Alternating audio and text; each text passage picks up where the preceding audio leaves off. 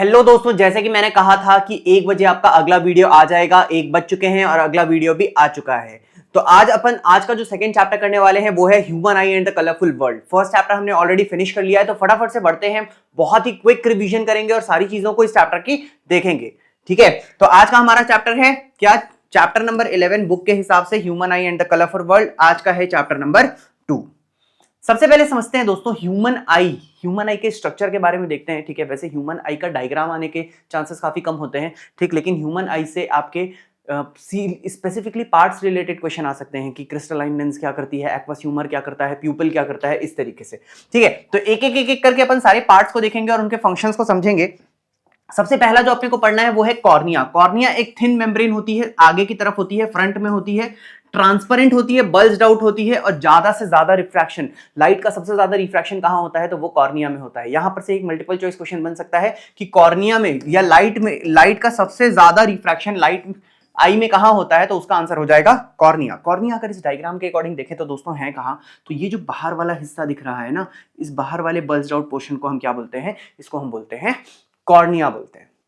ठीक है, next part की तरफ देखते हैं। तो कॉर्निया हो चुका है हमारा। नेक्स्ट पार्ट जो है वो है आइरिस। बोलता है the dark muscular diaphragm controlling the size of the प्यूपिल। क्या काम करता है आइरिस? प्यूपिल के साइज को कंट्रोल करता है। अब यहां से फिर से एक मल्टीपल चॉइस क्वेश्चन बन सकता है। मल्टीपल चॉइस क्वेश्चन क्या बन सकता है? प्यूपिल के साइज को कौन कंट्रोल करता है? ऑप्शन दे देगा कॉर्निया, आइरिस, रेटिना, इस तरीके से 4 ऑप्शन दे देगा। ठीक है, तो इसका करेक्ट आंसर हो जाएगा प्यूपिल। क्वेश्चन क्या आ सकता है कि आइरिस के साइज को, आइरिस जो है सॉरी प्यूपिल के साइज को कौन कंट्रोल करता है, तो आंसर हो जाएगा आइरिस।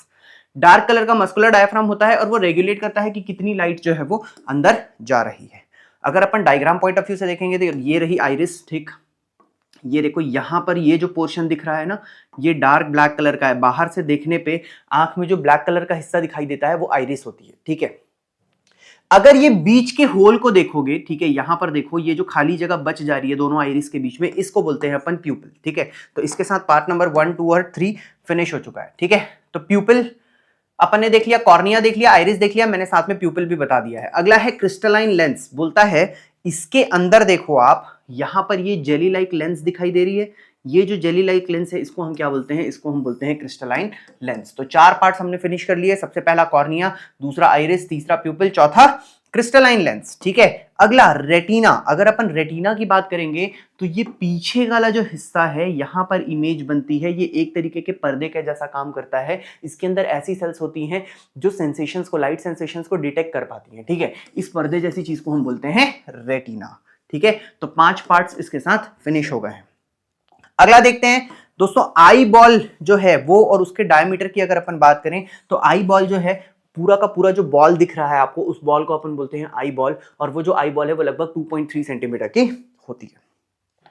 नेक्स्ट अगर अपन देखें तो वर्किंग ऑफ ह्यूमन आई की अगर अपन बात करेंगे तो लाइट एंटर कहां करती है? तो लाइट एंटर कहां से करती है? लाइट एंटर करती है कॉर्निया के थ्रू। ठीक है, वैसे इसमें कुछ और पार्ट्स आपको दिख रहे हैं। देखो, एक एक्वस ह्यूमर है जो यहां बीच में भरा हुआ है। ठीक, एक इसके अंदर जेली लाइक सब्सटेंस भरा हुआ होता है, उसको अपन बोलते हैं विट्रियस ह्यूमर। ठीक है, इसके अलावा अगर आप देखोगे तो ये 2 रस्सी जैसी चीजें हैं यहां पर। ठीक है, ये एक यहां पर और दूसरा यहां पर। ये क्या करता है?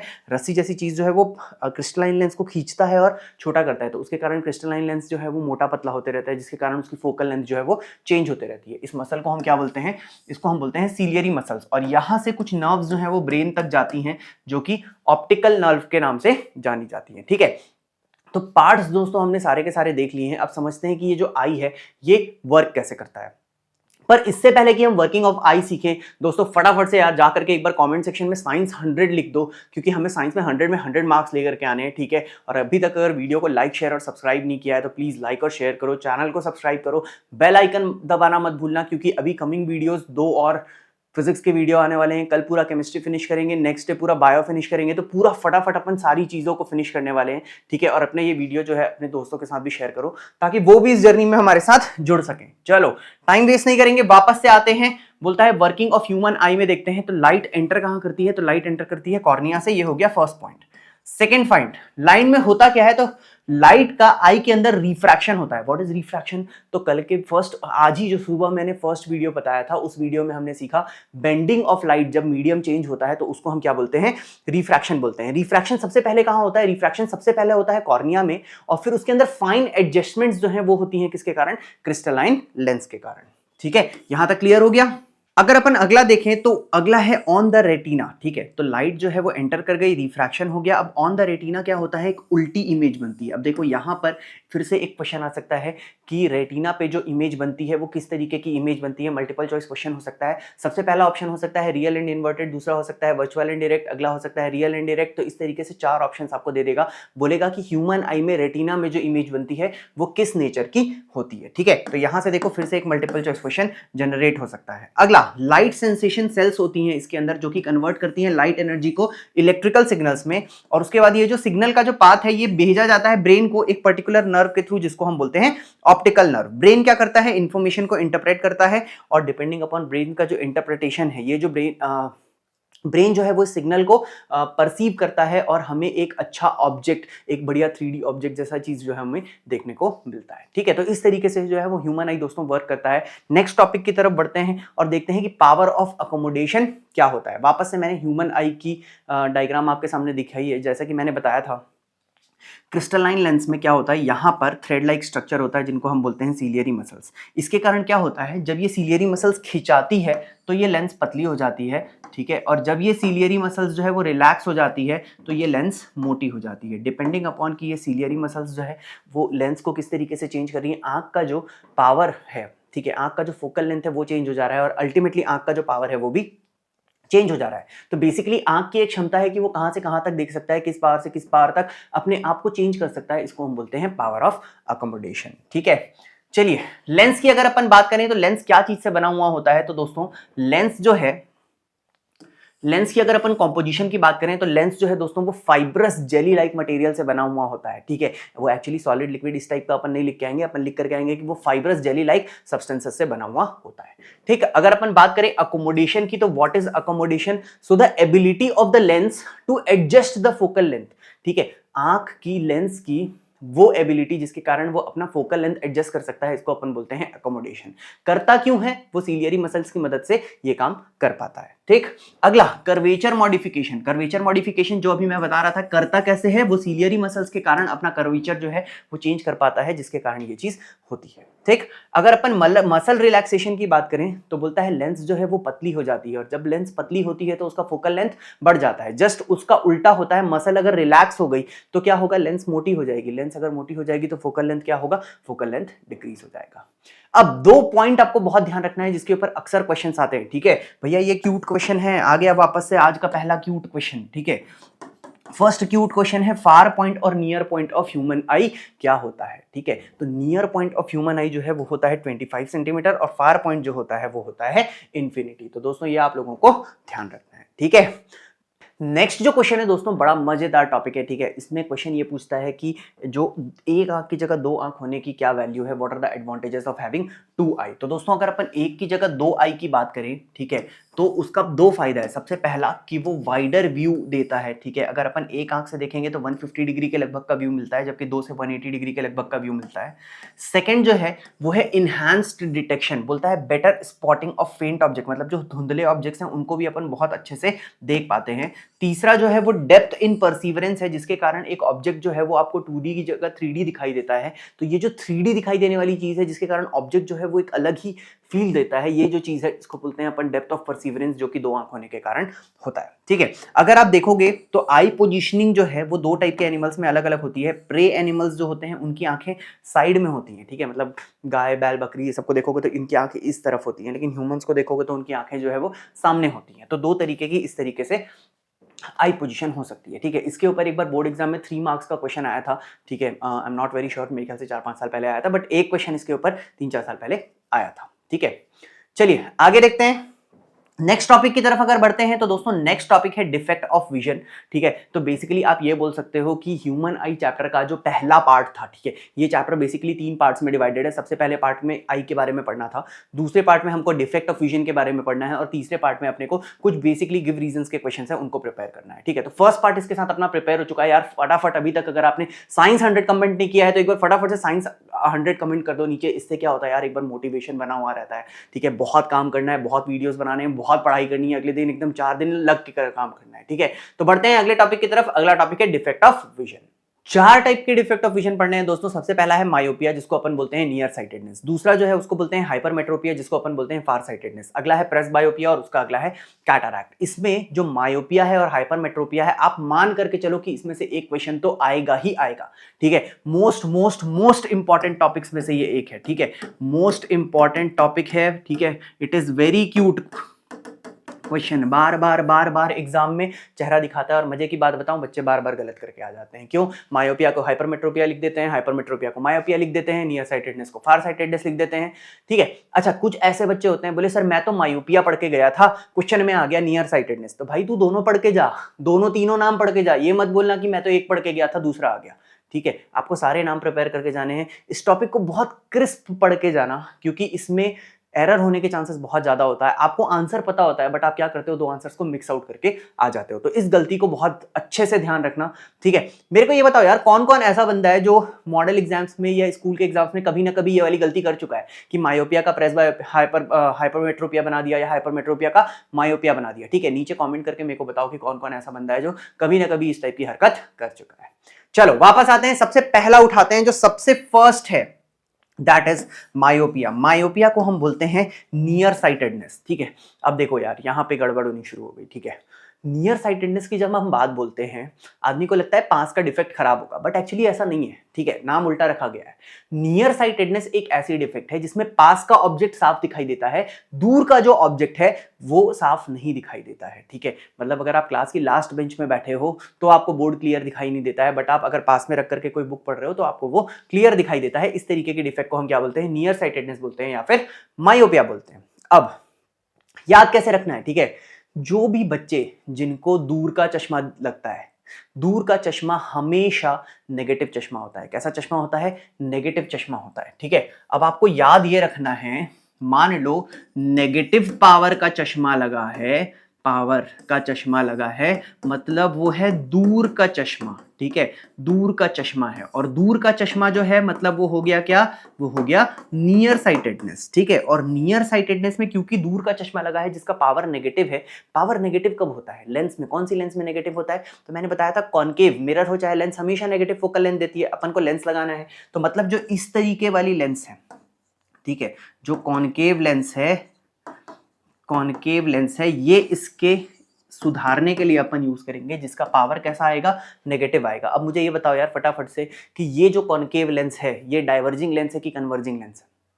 ठीक है, क्या बताना है, ये डाइवर्जिंग लेंस है कि कन्वर्जिंग लेंस है? जिसको जिसको यही नहीं पता कि ये कन्वर्जिंग लेंस है कि डाइवर्जिंग लेंस है, भाई पिछला वीडियो जाकर के फिर से देखो, ऊपर मैंने लिंक डाल दिया है, ठीक है। उस लिंक से फटाफट से जाओ और जाकर के लाइट का वीडियो को फिर से देखो, ठीक है। उसमें मैंने समझाया है कौन सा कन्वर्जिंग है, कौन सा डाइवर्जिंग है। लाइट के बेसिक फंडों को, लेंस के बेसिक फंडों को जब तक क्लियर नहीं करोगे तब तक ह्यूमन आई में दिक्कत आएगी, ठीक है।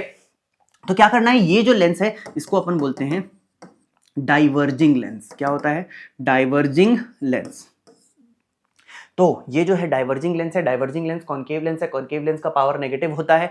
नेगेटिव पावर वाला चश्मा किसको लगाना है? जिसको दूर का चश्मा लिखेगा, दूर का दिखाई साफ नहीं देगा, ठीक है। यहां तक फंडा समझ में आया? अब देखो हो क्या रहा है, ठीक है। अभी ये अपन थ्योरी में आएंगे, मेन अभी जो समझा रहा हूं पहले उस कॉन्सेप्ट को समझ लो। ये ह्यूमन आई है, डाइवर्जिंग लेंस है, एक्चुअली इमेज यहां बन रहा है, ठीक है, यहां और यहां बन रहा है। अब फॉर सम रीजन अगर तुम इसको थोड़ा दूर ले जाओ, डाइवर्ज कर दो हल्का सा, तो ये जाकर के रेटिना में बन जाएगा, ऐसा होगा, ठीक है। यहां है, थोड़ा सा दूर करो, ऐसा थोड़ा सा दूर करो और आगे जाएगा तो क्या होगा, पीछे मिल जाएगा, ठीक है। तो इस तरीके का जो डिफेक्ट है, इसमें क्या होता है, ऑब्जेक्ट की जो इमेज है वो एक्चुअली रेटिना के आगे बनने लगती है, जिसको हम पीछे की तरफ शिफ्ट करते हैं, रेटिना पे शिफ्ट करते हैं। और पीछे की तरफ शिफ्ट करने के लिए क्या करते हैं, डाइवर्ज करते हैं। डाइवर्ज करने के लिए लेंस कौन सी यूज करते हैं? कॉनकेव लेंस यूज करते हैं। कॉनकेव लेंस ही यूज क्यों करते हैं? क्योंकि वो डाइवर्जिंग लेंस होती है। कॉनकेव लेंस का पावर कैसा होता है? वो होता है नेगेटिव, ठीक है। तो जिसको दूर का चश्मा लगता है, नेगेटिव पावर लगता है, उसका नाम फार साइटेडनेस नहीं है, नियर साइटेडनेस है। पास का सही दिखाई दे रहा है, दूर का क्लियर नहीं दिखाई दे रहा है, ठीक है। और इसका दूसरा नाम क्या है? मायोपिया। भैया ये मत बोलना कि मैं तो नियर साइटेडनेस पढ़ के गया था सर, पेपर मायोपिया का आ गया तो हमको तो मायोपिया पता नहीं था। अच्छा ये लिखना था क्या इसमें? ये वाला आंसर तो मेरे को आता था, बस मैं लिख के नहीं आया। भैया ये सब मत करना, ठीक है। चलो वापस आ जाते हैं। अब अगर तुम देखोगे तो एक्चुअली फार पॉइंट कहां होता है? इन्फिनिटी पे। मतलब इन्फिनिटी की इमेज बननी कहां चाहिए थी? इन्फिनिटी की इमेज बननी चाहिए थी रेटिना पे, लेकिन इन्फिनिटी की इमेज बनी कहां? वो थोड़ा सा पहले यहां पर बन गई। अभी बता रहा था ना मैं, इमेज थोड़ा पहले बन जाती है, ठीक है। तो एक्चुअली जब ऑब्जेक्ट इन्फिनिटी पे रखा है तो कहां इमेज बन गई? वो रेटिना से पहले बन गई। हमको क्या करना है? इमेज को पीछे खिसकाना है। लेकिन अब पीछे खिसकाना है मतलब कहीं तक तो आपकी आंख अभी भी सही देख पाती होगी ना। तो अब आंख का एक नया फार पॉइंट आ गया होगा जिसको अपन बोलते हैं far point of myopic eye. Far point of myopic eye वो पॉइंट होता है जिसका इमेज पावर ऑफ एकोमोडेशन के कारण सीलियरी मसल्स लेंस को एडजस्ट करके अभी भी रेटिना पे बना सकती है। मतलब एक पर्टिकुलर पॉइंट है जहां तक अगर आप ऑब्जेक्ट को रखोगे तो आपको ऑब्जेक्ट क्लियर दिखाई देगा। तो उस पॉइंट को हम क्या बोलेंगे? Far point of myopic eye, ठीक। लेकिन अगर एक्चुअली फायर पॉइंट जो है वहां पे रख देंगे, इंफिनिटी पे रख देंगे, तो इमेज क्या होगी? रेटिना के पहले रख बन जाएगी। यहां तक समझ आया? अब जो पहला डायग्राम था उसका ज्यादा रोल है ही नहीं, ठीक। बस पहले डायग्राम से क्या करना है, ये जो पॉइंट है इसके एग्जैक्ट नीचे ये पॉइंट बनाना है, ठीक है। तीनों डायग्राम एक के नीचे एक के नीचे एक बनाना होता है, एक जैसा बनाना, एक को इधर एक को इधर एक को इधर मत बनाना। एक के नीचे एक के नीचे एक, तीनों बनाओगे। जो पहला पॉइंट है ओ, ये डायरेक्टली नीचे ट्रेस हो गया। यहां समझ में आया? अब देखो क्या कर रहा है कि वापस से इस पॉइंट को नीचे ट्रेस किया, ठीक। अब क्या हुआ? एक्चुअली ऑब्जेक्ट कहां है? ऑब्जेक्ट है इन्फिनिटी पे। हमको इसकी टेम्पररी इमेज यहां बनानी है, वर्चुअल इमेज, जिसके कारण जो है एक्चुअल इमेज यहां बन जाएगी। करना कुछ नहीं भैया, डाइवर्ज करना है, इसको पीछे खिसकाना है ना। ऐसे मिल रहा है, इसको थोड़ा सा दूर कर दो, पीछे जाकर के मिल जाएगा, ठीक है। मतलब एक्चुअली कहां मिल रहा है? यहां मिल रहा है। थोड़ा सा दूर किया, पीछे जाकर के मिल गया। कहां पे मिल गया? अब रेटिना पे मिल गया। दूर करने के लिए लेंस कौन सी लगाया? Concave lens. कॉनकेव लेंस का पावर कैसा होता है? नेगेटिव होता है। तो हो गया ना करेक्शन, फिनिश। बस इतना ही तो याद रखना था। फंडा क्लियर है? चलो थ्योरेटिकल पॉइंट्स को पढ़ लेते हैं, ठीक। इसको प्रैक्टिस करके जाना एग्जाम में, वरना नहीं बनेगा, ठीक है। मायोपिया, जिसको हम नियर साइटेडनेस भी बोलते हैं, एक ऐसी कंडीशन जब पास का ऑब्जेक्ट जो है वो साफ दिखाई देता है पर दूर का ऑब्जेक्ट जो है वो ब्लरी दिखाई देता है, इसको बोलते हैं मायोपिया या नियर साइटेडनेस। फार पॉइंट बोलता है क्लोजर देन इंफिनिटी आ जाता है, जो क्लियर विजन है वो अब कुछ मीटर्स तक ही हमको साफ दिखाई देता है, उसके दूर का ऑब्जेक्ट जो है वो ब्लर दिखाई देने लगता है। इमेज फॉर्मेशन क्या होता है? तो जो दूर पे रखे हुए ऑब्जेक्ट हैं उनकी इमेज जो है वो रेटिना से पहले बनने लगती है, ठीक। कारण, ये इंपॉर्टेंट है, ठीक है। कई बार कारण से स्पेसिफिकली भी क्वेश्चन आ जाता है। Excessive curvature of the eye lens, अगला elongation of the eyeball, और इसका correction use of concave lens. अब भैया समझ कि क्वेश्चन कैसे आएगा, ठीक है। तो क्वेश्चन इस तरीके से आएगा, मान लो 5 नंबर का क्वेश्चन आया, बोला मोहन नाम का एक लड़का है जिसको दूर का जो ऑब्जेक्ट है वो क्लियरली दिखाई नहीं देता है, बताओ उसको कौन सी समस्या है, ठीक। 1 नंबर का क्वेश्चन, सीधा सीधा आपको बताना है, क्योंकि उसको दूर का दिखाई नहीं दे रहा है तो उसको मायोपिया या नियर साइटेडनेस की प्रॉब्लम है। अगला क्वेश्चन बोलता है कि उसको जो भी डिफेक्ट है उसका आप करेक्शन का तीनों इमेज बना दो, डिफेक्ट और करेक्शन का इमेज बना दो। 2 नंबर का क्वेश्चन है, तो जो 3 इमेज आपको पिछले पेज में पढ़ाया वो आपको बना करके आनी है, ठीक। तो 3 और 2 5 हो गए। अगला क्वेश्चन 1 नंबर का है, उसको किस तरीके की लेंस यूज करनी चाहिए और उसका पावर कैसा होगा, ठीक है। तो आपको यहां पर बताना पड़ेगा कि उसको कॉनकेव लेंस की यूज करनी पड़ेगी और उसका जो पावर है वो नेगेटिव में आएगा, ठीक। आधा आधा नंबर इस पे मिल गया। 1 नंबर का क्वेश्चन ये हो गया। और लास्ट क्वेश्चन आ जाएगा कि 2 पॉसिबल कॉजेस बताओ जिसके कारण उसको ये प्रॉब्लम हुई होगी। तो आधे आधे नंबर का वो 2 कारण हो गया। तो दोस्तों इस तरीके से एक 5 नंबर का क्वेश्चन पूछेगा जिसमें सारी की सारी चीजें निचोड़ करके ले जाएगा। फंडा क्लियर है? पूरा समझ में आया? जस्ट इसका जो ऑपोजिट है दोस्तों वो अगले वाले डिफेक्ट में होगा, ठीक है। अगला वाला जो डिफेक्ट है इसको अपन बोलते हैं हाइपरमेट्रोपिया, और हाइपरमेट्रोपिया का एक और नाम भी होता है, उसको अपन बोलते हैं फार साइटेडनेस, ठीक है। भाई फिर से बता रहा हूं, हाइपर मायोपिया मत लिख के आ जाना, ठीक है। अभी अभी एक पेपर चेक कर रहा था, उसमें एक बच्चे ने हाइपर मायोपिया लिखा हुआ था। अरे हाइपर मायोपिया नहीं होता है, मायोपिया होता है और हाइपरमेट्रोपिया होता है, और हाइपरमेट्रोपिया को हम बोलते हैं फार साइटेडनेस। अब फिर से जैसा नाम बता रहा है, फार साइटेडनेस क्या करेगा? चलो फटाफट से कमेंट करके मेरे को ये बताओ यार, फार साइटेडनेस क्या करेगा। वेट कर रहा हूं मैं, जल्दी से। तब तक मेरे को कमेंट करके ये बताओ कि फार साइटेडनेस क्या करेगा, फार साइटेडनेस में क्या होगा। नियर साइटेडनेस अभी अभी समझाया था, सेम कॉन्सेप्ट लगाओ, कॉमन सेंस लॉजिक लगाओ और बताओ फार साइटेडनेस क्या होगा, ठीक है। तो बहुत सारे लोग बता चुके हैं, ठीक है। देखते हैं फार साइटेडनेस क्या है। फार साइटेडनेस एक ऐसी कंडीशन है जब दूर का ऑब्जेक्ट जो है वो क्लियर दिखाई देता है पर पास का ऑब्जेक्ट जो है वो क्लियर दिखाई नहीं देता है, ठीक है। अब पास का ऑब्जेक्ट जो है वो क्लियर दिखाई नहीं देगा, मतलब अब नियर बाई ऑब्जेक्ट्स को मैं साफ नहीं देख पाता हूं, लेकिन कोई एक पर्टिकुलर दूरी होगी जहां पर रखा हुआ ऑब्जेक्ट मेरे को साफ दिखाई देता है। मतलब अब नियर पॉइंट क्या होगा? थोड़ा दूर शिफ्ट हो गया होगा, ठीक है। देखते हैं, देखो ये एक्चुअल नियर पॉइंट है, ठीक है, ये है नियर पॉइंट ऑफ हेल्दी आई, ठीक है, हेल्दी आई। हेल्दी आई का नियर पॉइंट यहां है। अब नियर पॉइंट के कारण हुआ क्या, एक्चुअल इमेज बननी चाहिए थी रेटिना पे, पर बन गई कहां, रेटिना के भी पीछे। हमको क्या करना है, इसको रेटिना पे लाना है। यहाँ पे बन रही है इमेज, मेरे को यहाँ पे बनाना है, तो क्या करना पड़ेगा, इसको और कन्वर्ज करना पड़ेगा अंदर की तरफ। और कन्वर्ज करने के लिए कौन सा लेंस लगाना पड़ेगा, तो और कन्वर्ज करने के लिए हमको जो लेंस लगाना पड़ेगा वो होगा कन्वर्जिंग लेंस। ये हो गया कन्वर्जिंग लेंस। कन्वर्जिंग लेंस मतलब कॉन्वेक्स लेंस। कॉन्वेक्स लेंस का पावर कैसा होता है, पॉजिटिव होता है, तो पॉजिटिव पावर का चश्मा लगेगा, ठीक।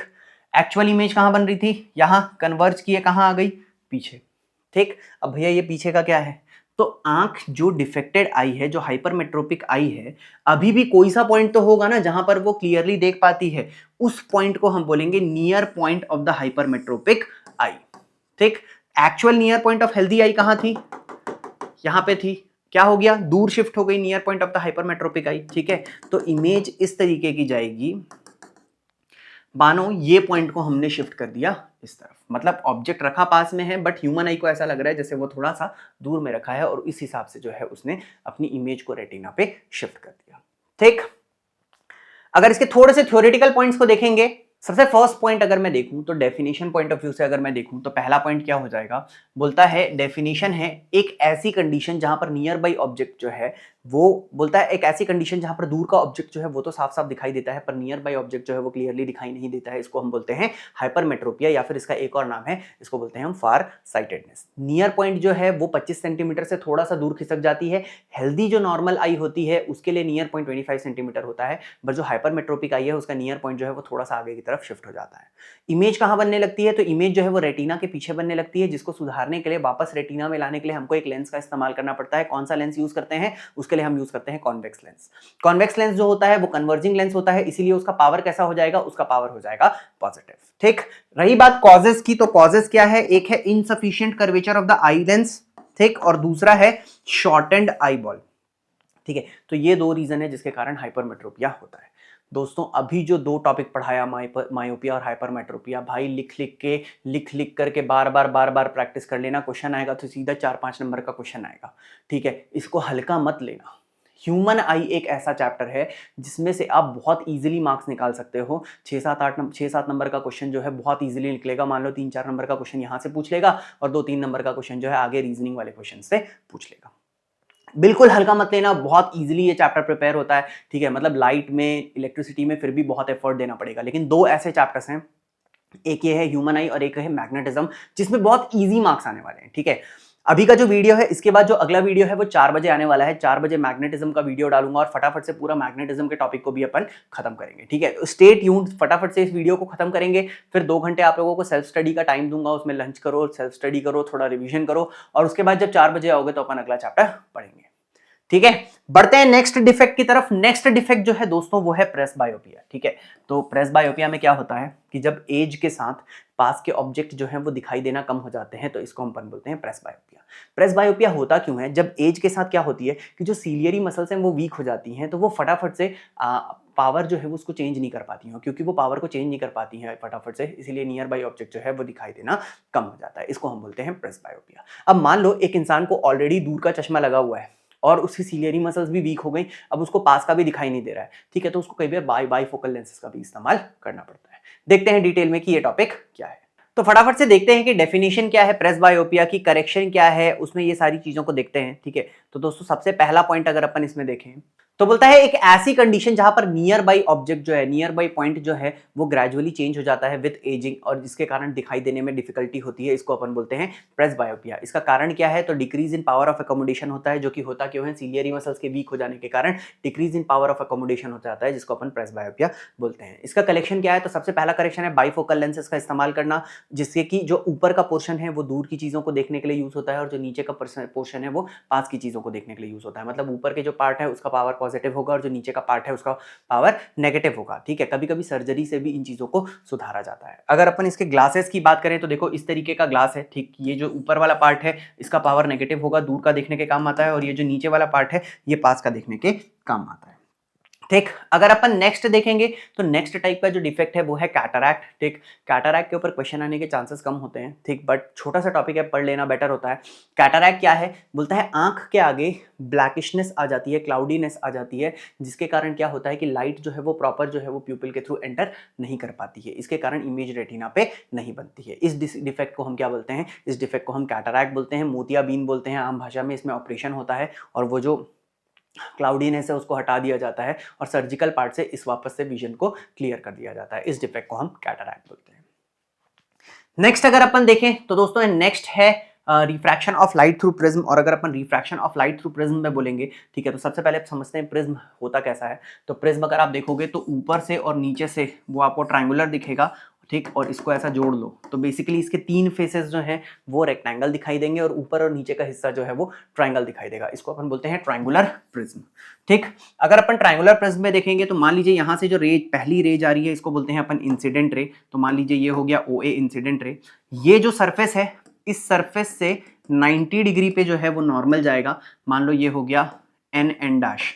ठीक, अब जैसे ही ऐसा होगा क्या होगा, लाइट अगर सीधा जाती तो लाइट कैसे जाती, लाइट इस तरीके से जाती, ठीक है, लाइट अगर सीधी जाती तो लाइट इस तरीके से जाती, बट यहां पर लाइट क्या हो रही है, टुवर्ड्स द नॉर्मल बेंड हो जा रही है, मतलब इस लाइन की तरफ ए एन डैश की तरफ जो है वो बेंड हो जा रही है, जिसके कारण लाइट का नया पाथ जो है वो ये हो गया।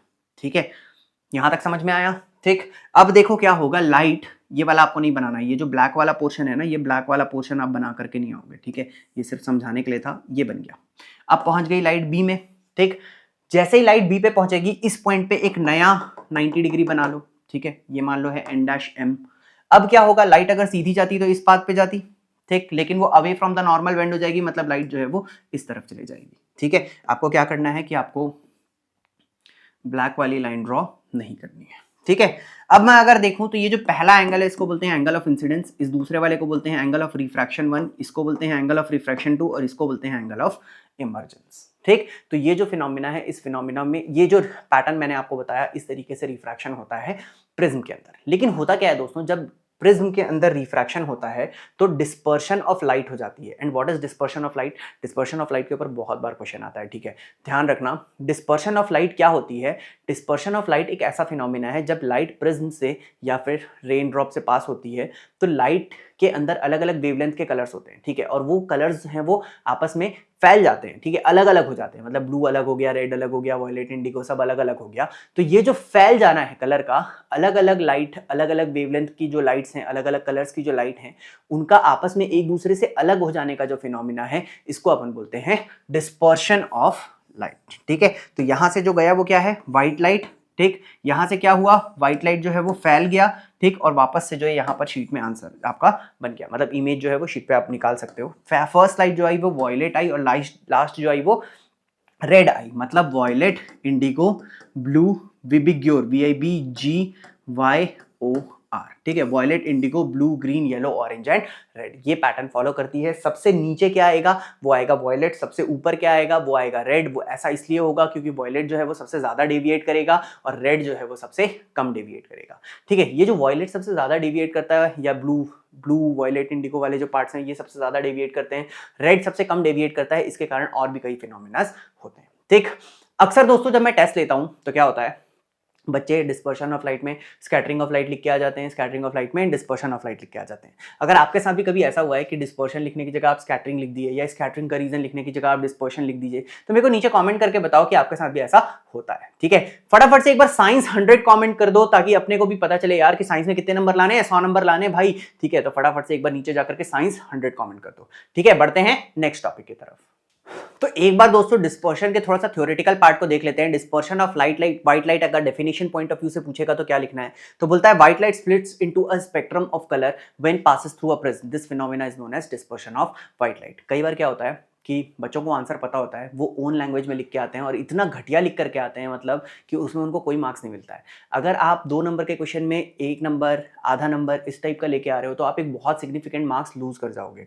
ठीक है, जो बेसिकली इस टाइप के जो इजी चैप्टर्स हैं इसके क्वेश्चन आंसर्स को एटलीस्ट यार प्रॉपर्ली याद करके जाओ। थोड़ा सा रट्टा मार सकते हो यार, ऐसा ज़रूरी नहीं है कि कुछ आंसर्स को भी आप रट्टा नहीं मार सकते, ठीक है। अगर आपको फुल मार्क्स मिलते हैं तो amazing, you don't need to change your approach, अपना अप्रोच बदलने की जरूरत नहीं है। पर अगर इस टाइप के क्वेश्चन में आपके एक मार्क्स चले जाते हैं, 2 नंबर का क्वेश्चन आया सर ने 1 काट दिया, 2 नंबर का क्वेश्चन आया मैम ने 1 काट दिया, तो भाई फिर इस तरीके की चीज़ों को आप याद करके चलो, ठीक है। वापस आते हैं तो बोलता है ये डेफिनेशन हो गया। डेफिनेशन में अपन ने क्या देखा कि व्हाइट लाइट का स्प्लिट होकर के स्पेक्ट्रम ऑफ कलर बना लेने को हम डिस्पर्शन ऑफ लाइट बोलते हैं, ठीक।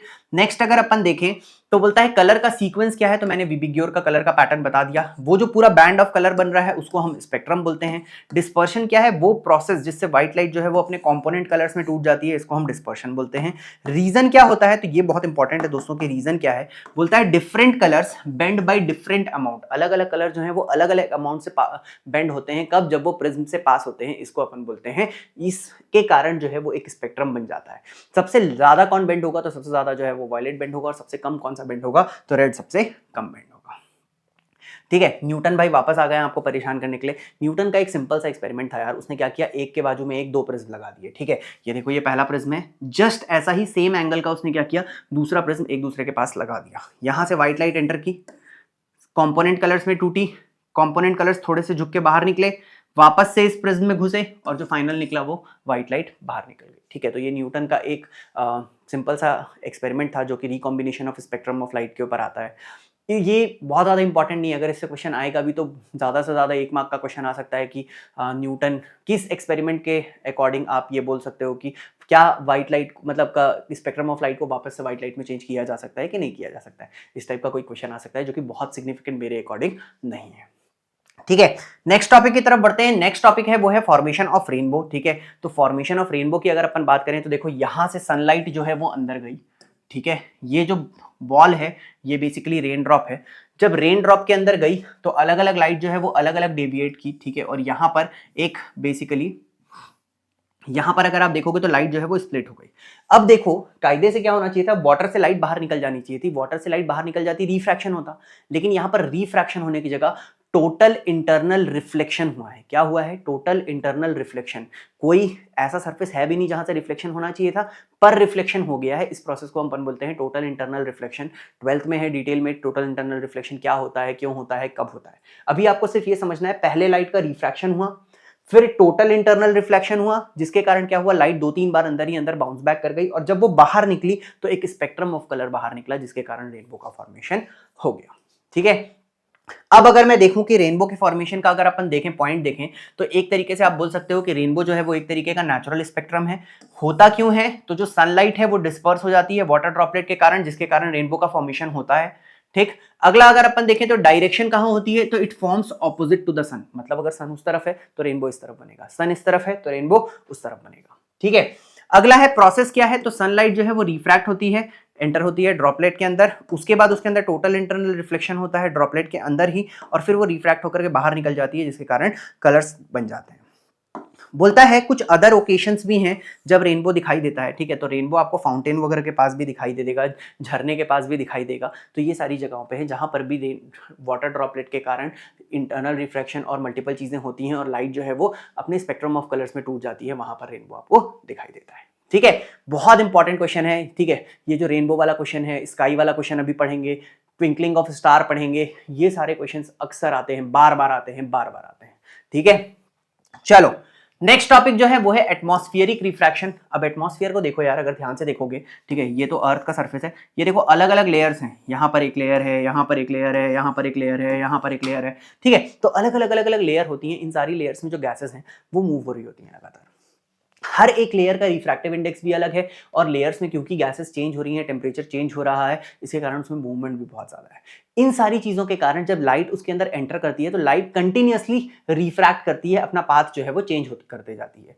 इस फिनोमिना को हम बोलते हैं एटमॉस्फेरिक रिफ्रैक्शन। मतलब एटमॉस्फेयर में गैसेस की अलग अलग लेयर्स के कारण जब जो लाइट है वो रिफ्रैक्ट होती है एटमॉस्फेयर के कारण, तो उसको हम क्या बोलते हैं, एटमॉस्फेरिक रिफ्रैक्शन। होता क्या है भैया इस एटमॉस्फेरिक रिफ्रैक्शन के कारण, बहुत सारे फिनोमिना होते हैं। सबसे पहला फिनोमिना होता है ट्विंकलिंग ऑफ स्टार, ठीक है, जो कि बहुत ही क्यूट क्वेश्चन है और अक्सर एग्जाम में पूछा जाता है, ठीक है। अब होता क्या है कि एक्चुअली स्टार यहां है, ठीक, लाइट जानी चाहिए थी, आंख तक पहुंच जानी चाहिए थी, लेकिन हुआ क्या, multiple refraction, multiple atmospheric refraction हुआ, जिसके कारण लाइट की जो रियल पोजीशन है और एपरेंट पोजीशन है चेंज हो गई। लेकिन ऑब्जेक्ट यहां था, मेरे को यहां दिखाई दे रहा है, तो भाई वो तो पोजीशन चेंज हुई ना, ट्विंकल करता हुआ क्यों दिखाई देगा। अब ये जो एटमॉस्फेयर की जो लेयर्स हैं, जो गैसेस हैं, लाइट बहुत दूर से आ रही है और इतना ज्यादा रिफ्रैक्शन झेल रही है कि कभी इस रियल पोजीशन यहाँ है, कभी तुमको यहाँ दिखाई दे रहा है, कभी यहाँ दिखाई दे रहा है, कभी इधर दिखाई दे रहा है, कभी नीचे दिखाई दे रहा है, तो जो उसकी एपरेंट पोजीशन है वो भी लगातार चेंज हो रही है, क्योंकि रिफ्रैक्टिव इंडेक्स लगातार चेंज हो रहा है, क्योंकि कभी थोड़ा ज्यादा एटमॉस्फेरिक रिफ्रैक्शन हो रहा है, कभी थोड़ा कम रिफ्रैक्टिव रिफ्रैक्शन हो रहा है, तो इसके कारण क्या हो रही है, एपरेंट पोजीशन चेंज हो जा रही है, इसके कारण जो है वो स्टार जो है वो ट्विंकल होते हुए दिखाई देते हैं। ठीक, अगर मैं थ्योरेटिकली देखूं, लिख के क्या आना है, ठीक, क्योंकि ये भी तो बड़ा सवाल है ना कि लिख के क्या आना है, तो कॉज क्या है, बोलता है refraction of the star light through earth atmosphere, this is the reason why stars twinkle. Effect क्या है, बोलता है स्टार जो हैं they appear slightly higher and their position fluctuates, लगातार फ्लक्चुएट हो रही है, क्यों हो रही है, due to changing atmospheric conditions, इसके कारण स्टार जो है वो क्या एज अ रिजल्ट क्या हो रहा है कि स्टार जो है वो ट्विंकल होते हुए नजर आ रहा है। ठीक है, फंडा क्लियर है, जिसको जिसको भाई यहां तक समझ में आ गया यार, प्लीज फटाफट से एक बार वीडियो को लाइक शेयर सब्सक्राइब कर दो। अगर अभी तक लाइक शेयर सब्सक्राइब नहीं किया है तो भाई इतनी मेहनत कर रहे हैं यार, पढ़ाई कर रहे हैं, थोड़ा सा तो लाइक शेयर सब्सक्राइब करो, ठीक है, give some love to the video. ठीक है, चलिए नेक्स्ट देखते हैं। अब एक सवाल उठता है कि भाई प्लैनेट्स भी तो आसमान में है, वो क्यों नहीं ट्विंकल करते हैं। तो प्लैनेट्स के ट्विंकल नहीं करने का दो रीजन है। ठीक है, फर्स्ट रीजन जो है प्लैनेट के ट्विंकल नहीं करने का, दैट इज क्लोजर प्रॉक्सिमिटी। अब समझते हैं कि ये क्लोजर प्रॉक्सिमिटी क्या है, तो बोलता है प्लैनेट्स जो है they are comparatively closer to the earth, ठीक है, इसीलिए वो as a extended source of light act करते हैं। ठीक है, तो पहला रीजन क्या हो गया कि वो पास है, स्टार्स बहुत दूर है, लाइट ईयर्स दूर है, जबकि प्लैनेट्स जो है वो कंपैरेटिवली बहुत क्लोज है as compare to star. First reason. Second reason, it acts as a extended source. अब ये एक्सटेंडेड सोर्स क्या होता है, तो बोलता है light from many points of the planets averages out. ठीक है, प्लैनेट के अलग अलग पॉइंट से बहुत सारी लाइट आ रही है, किसी का इमेज ऊपर बना, किसी का नीचे, चेंज होने के बाद दूसरे वाले का ऊपर का नीचे हो गया, नीचे का ऊपर हो गया, कुल मिलाकर के सब एवरेज आउट हो गया और देखने में प्लैनेट वहीं का वहीं दिखाई दे दिया। ठीक है, तो क्या होता है कि light from many points of the planet जो है वो एवरेज आउट हो जाती है, जिसके कारण वेरिएशन जो है वो बहुत कम हो जाता है, और क्योंकि वेरिएशन कम हो गया, फ्लक्चुएशन कम हो गई, तो इसके कारण जो है वो प्लैनेट्स ट्विंकल होते हुए दिखाई नहीं देते हैं। तो अक्सर ये क्वेश्चन पूछा जाता है कि स्टार्स क्यों ट्विंकल होते हैं और प्लैनेट्स ट्विंकल क्यों नहीं होते हैं। ठीक है, ये क्वेश्चन भी बोर्ड में बहुत बार आ चुका है। नेक्स्ट टॉपिक की तरफ देखते हैं। नेक्स्ट टॉपिक है advance sunset and delayed, sorry advance sunrise and delayed sunset. ठीक है, सूरज उगने से पहले ही दिखाई देने लगता है, ठीक है, और डूबने के बाद भी 2-3 मिनट तक दिखाई देता है। ऐसा क्यों होता है, आपको ये चीज समझानी है। वापस से रीजन सेम ही है। रीजन क्या है, रीजन है एटमॉस्फेरिक रिफ्रैक्शन। ठीक है, अब देखो क्या हुआ, एक बंदा यहां पर खड़ा है, ये अपनी आंख से सीधा सीधा देख रहा है, ये है हॉरिजन। ठीक है, हॉरिजन वो सीधी लाइन है, ठीक, जैसे ये मेरी आंख से जो सीधी लाइन निकल रही है दैट इज हॉरिजन। अब अगर सन जो है वो हॉरिजन के नीचे चले जाएगा तो वो हमको दिखाई नहीं देगा। ठीक है, क्यों नीचे चले गया, तो मतलब बेसिकली भाई मान लो आप एक टेबल रखा है, उस टेबल के पीछे एक ऑब्जेक्ट को छुपा दिए तो वो हमको दिखाई देना बंद हो जाएगा, पीछे से अगर वो बाहर आ जाएगा तो वो हमको दिखाई देने लगेगा। तो इस तरीके का फिनोमेना होता है। ठीक, अब हो क्या रहा है, एक्चुअली सन नीचे है, अभी तक राइज नहीं हुआ है। ठीक है, सन को ऊपर जाना है, सन अभी तक राइज नहीं हुआ है, लेकिन नीचे से एटमॉस्फेरिक रिफ्रैक्शन होते हुए आंख पे लाइट पहुंच गई। ठीक है, लाइट बेंड होते जा रही है। लाइट बेंड क्यों हो रही है, अर्थ के चारों तरफ जो एटमॉस्फेयर है उसमें एटमॉस्फेरिक रिफ्रैक्शन हो रहा है, जिसके कारण लाइट बेंड हो रही है, और लाइट बेंड हो के आंख तक पहुंच गई। ठीक, अब हमने क्या अज्यूम कर लिया, भैया लाइट तो सीधी चलती है, तो हमको जो है वो एक्चुअली सन ऊपर दिखाई देने लगा, हॉरिजन के ऊपर चले गया। तो एक्चुअली सन हॉरिजन के नीचे था, सनराइज हुआ नहीं था, बट हमको वो ऊपर दिखाई देने लगा, हॉरिजन के ऊपर दिखाई देने लगा। इसका मतलब हमारे अकॉर्डिंग सनराइज हो गया। इसको अपन बोलते हैं एडवांस सनराइज। सेम उल्टा फिनोमिना होता है। उल्टे फिनोमिना में क्या होता है, एक्चुअली सन डूब चुका होता है, सनसेट हो चुका है, लेकिन अभी भी हमको सन दिखाई दे रहा है। क्यों दिखाई दे रहा है, क्योंकि उसकी जो रेज है वो एटमॉस्फेरिक रिफ्रैक्शन के थ्रू हमारे तक पहुंच रही है। ठीक है भैया, ये तो टॉपिक समझ लिए, लिख के क्या आएंगे, तो देखो लिख के क्या होगे, बोलता है advance sunrise and delayed sunset का जो इफेक्ट है वो क्या है, तो बोलता है the sun is visible 2 minutes before the sunrise and 2 minutes after the sunset. ठीक, ये टॉपिक है, इफेक्ट है। कारण क्या है, बोलता है atmospheric refraction bends the sunlight altering the apparent timing of the sunrise and sunrise. Apparent timing मतलब जो एक्चुअल टाइम है वो अलग है सनराइज और सनसेट का, और जो हमको नजर आ रहा है वो थोड़ा अलग है, उसको एपरेंट टाइम बोलेंगे, जिसमें लगभग 2 मिनट का फर्क होता है। एडिशनली, ठीक है, ये पॉइंट नहीं भी लिख के आओगे तो चलेगा, मत ही लिख के आना, जो सन है वो हल्का सा डिस्क शेप्ड दिखाई देता है, हल्का सा फ्लैटेंड दिखाई देता है, ठीक है, इस टाइम पे मतलब एक्चुअली पूरा सर्कल दिखाई नहीं देता है, थोड़ा सा शेप जो है वो चेंज हो जाता है, हल्का चपटा सा दिखाई देता है, ठीक है। नेक्स्ट टॉपिक की तरफ बढ़ते हैं, एक आध टॉपिक बचा है भाई, थोड़ा सा पेशेंस रखो, ठीक है, और वेट करूंगा। अगला वीडियो जो है वो बिल्कुल 4 बजे आप लोगों के पास पहुंच जाएगा, ठीक है। इस चैप्टर का फटाफट से रिवीजन करो, लंच करो, थोड़ा सा कुछ चीज़ों को, कुछ आंसर्स को याद करो, ठीक है, क्योंकि अच्छे से लिख के आना, ओन वर्ड्स में मत लगा के आना भाई, ग्रामर बहुत स्ट्रांग हो तब तो ओन वर्ड्स में लिखना, नहीं तो फिर याद कर लेना, क्योंकि उन क्वेश्चंस के आने के चांसेस बहुत ज़्यादा हैं, ठीक है। तो अगर अपन स्कैटरिंग ऑफ लाइट की बात करेंगे, ठीक है, तो what is scattering of light समझते हैं। तो मान लो यहां से लाइट आ रही है, ठीक है, ये लाइट आई, इंसिडेंट रे है, इस तरफ आ रही है, लाइट एक पर्टिकुलर पार्टिकल से टकराई, लाइट का एक हिस्सा चारों तरफ फैल गया, ठीक है, और बाकी बची हुई लाइट कहां गई, तो जो रिमेनिंग लाइट है वो सीधा सीधा चले गई, ठीक।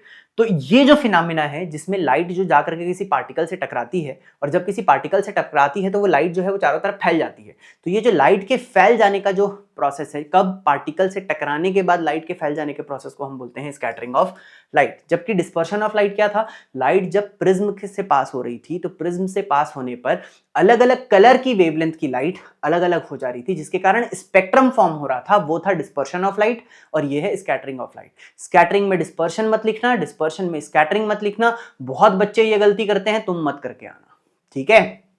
अब ये जो इफेक्ट है, इसके कारण क्या हुआ, अब मान लो यहां पर एक व्यूअर है, यहां से देख रहा है, ठीक है, तो उसके पास ये आंख में ये सब लाइट पहुंची, तो उसको क्या पता चल गया कि यहां से एक लाइट जा रही थी, तो पाथ ऑफ लाइट विजिबल हो गया।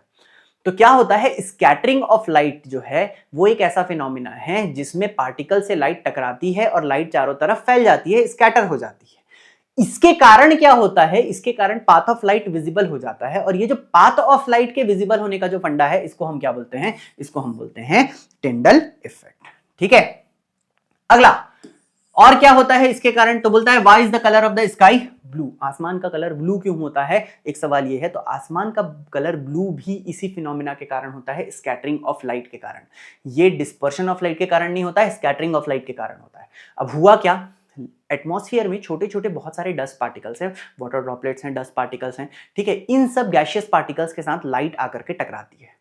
अब जब लाइट टकराती है तो स्पेसिफिकली जो ब्लू कलर के वेवलेंथ की लाइट है वो स्कैटर हो जाती है। अब वही क्यों स्कैटर होती है, क्योंकि उसका जो वेवलेंथ है वो उन पार्टिकल्स के साइज के साथ कंपैरेबल है, लगभग उसी वेवलेंथ का पार्टिकल होता है, उसी वेवलेंथ की ब्लू कलर की लाइट होती है। तो जब लाइट उन पार्टिकल्स से टकराती है तो पार्टिकल्स से टकराने के बाद ब्लू कलर की लाइट चारों तरफ फैल जाती है, ठीक। यहां से लाइट आई, पार्टिकल से टकराई, ब्लू कलर चारों साइड फैल गया, बाकी लाइट आगे चली गई।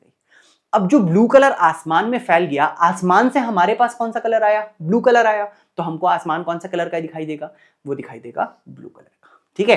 That is why the colour of the sky appears to be blue, ठीक। अगर बोले लिख के क्या आएंगे, तो why is the sky colour blue, तो स्कैटरिंग के कारण होता है। बोलता है जो एयर मॉलिक्यूल्स होते हैं वो स्कैटर कर देते हैं ब्लू लाइट को, और ब्लू लाइट की स्कैटरिंग ज्यादा होती है रेड लाइट के कंपैरिजन में, क्योंकि उनका जो पार्टिकल साइज मतलब स्मॉलर साइज के कारण ऐसा होता है। इफेक्ट क्या है कि ब्लू लाइट जो है वो चारों डायरेक्शन में स्कैटर हो जाती है, जिसके कारण हमको ज्यादा से ज्यादा मात्रा में विजिबल होती है। हाई एल्टीट्यूड्स में अगर आप देखोगे, पहाड़ों के ऊपर देखोगे, तो ये जो ब्लू कलर का जो स्कैटरिंग का इफेक्ट है वो काफी कम नजर आता है, इसलिए आसमान जो है वो कंपैरेटिवली ब्लैक कलर का दिखाई देता है, डार्क दिखाई देता है रादर देन ब्लू दिखाई देने की, ठीक है। इसी से रिलेटेड एक और क्वेश्चन आता है कभी कभी कि जो सिग्नल्स हैं, डेंजर सिग्नल्स हैं, या फिर जो ऐसे बोर्ड्स हैं जो दूर से ही दिख जाने चाहिए, उनको हमेशा रेड कलर का क्यों बनाते हैं, क्योंकि रेड कलर जो है दोस्तों वो सबसे कम स्कैटर होता है, तो वो दूर तक जा पाता है, दूर रेंज तक हमको दिखाई देता है, इसीलिए जितने भी डेंजर के सिग्नल्स होते हैं ना वो हमेशा रेड कलर से बनाए जाते हैं। तो रेड कलर के सिग्नल्स का ध्यान रखना, रेड कलर जो होता है उसको सिग्नल्स में इसलिए यूज करते हैं because it scatters the least. जब फॉग होता है या स्मोक होता है तो इन सारी कंडीशंस में रेड सबसे कम स्कैटर होता है, जिसके कारण इसकी विजिबिलिटी जो है वो बढ़ जाती है, ठीक है। समझ में आ रहा है फंडा। तो दोस्तों इसके साथ क्या हुआ, हमारा जो चैप्टर 2 है, ठीक है, वो खत्म हो गया। मैंने बोला था कि 1 बजे वीडियो डालूंगा, ठीक है, 30-40 मिनट का वीडियो होगा और ये पूरा का पूरा चैप्टर अपन खत्म कर देंगे। तो इसके साथ चैप्टर 2 जो है वो खत्म हो गया। अगला वीडियो जो है दोस्तों वो 4 बजे तक आएगा, ठीक है, और 4 बजे जो है वो अपन magnetic effect of electric current पढ़ेंगे। 30-40 मिनट का उसका भी वीडियो होगा, फटाफट से उस वीडियो को भी खत्म करेंगे, और अगला वीडियो जो है वो शाम को 7 बजे मिलेगा, जिसमें अपन इलेक्ट्रिसिटी चैप्टर खत्म करेंगे। आज रात में सोने से पहले पूरा का पूरा फिजिक्स खत्म करके ही सोना है, कल अपन सुबह उठ करके केमिस्ट्री की पढ़ाई करेंगे। ठीक है। तो दोस्तों अगर आपको ये वीडियो पसंद आया हो तो यार वीडियो को लाइक शेयर सब्सक्राइब जरूर करो। अपने बाकी दोस्तों को भी बोलो भाई कि आयुष सर सारा का सारा टॉपिक पढ़ा रहे हैं, सारे चैप्टर्स पढ़ा रहे हैं, 4 दिन में पूरा साइंस पढ़ाएंगे, सब कुछ पढ़ा रहे हैं, ठीक है। तो अगर अभी तक उनकी भी पढ़ाई नहीं हुई है तो अगली सीरीज में उनको भी ज्वाइन कर लो, 4 बजे वाला वीडियो उनको भी देखने बोलो, ठीक है। तो दोस्तों आज के लिए बस इतना ही, चलो पढ़ाई करो यार, पढ़ाई करो, चलो मैं भी नेक्स्ट वीडियो बनाता हूं, तुम भी पढ़ाई करो।